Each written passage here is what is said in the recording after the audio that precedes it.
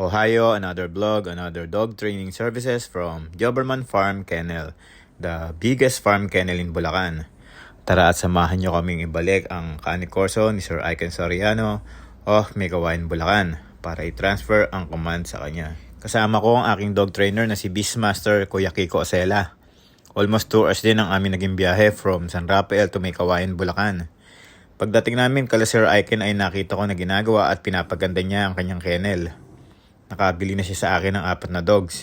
Isang Shiba Inu, Dutch Shepherd, pure European Doberman at ang kanyang Canicorso na si Gambit. Waiting na rin siya sa aking buntis na Turkish Kangal. Sinimulan na ni Kuya Kiko i-transfer ang command kay Sir Iken. Ang course na kinuha ni Sir Iken para kay Gambit ay obedience training na nagtuturo sa mga dogs ng fundamental commands like sit, stay, calm, down, and good manners like leash walking using positive reinforcement. Sa mga gustong mag-inquire sa aming dog training services, pet hotel, stud service at mga available na puppy, PM lang po kayo sa aming Facebook page na Doberman Kennel at Doberman Kennel Bulacan.